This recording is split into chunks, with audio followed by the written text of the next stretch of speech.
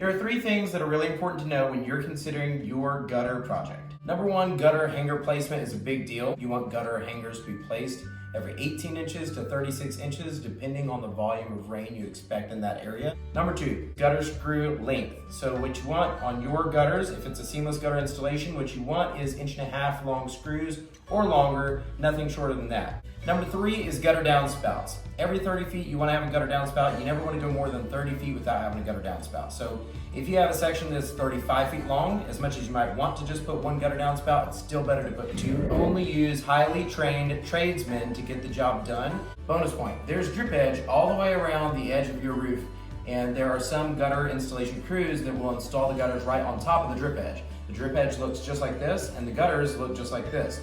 When the gutters are put on the roof, most people just put them right against the drip edge, but the gutters should be underneath the drip edge so that when the water comes off, it'll drain into the gutters instead of behind the gutters. So instead of putting the gutters right against the drip edge like this, it should be placed underneath. Like and subscribe, but as always, if you have any questions, drop a comment in the comment section below. Like and subscribe.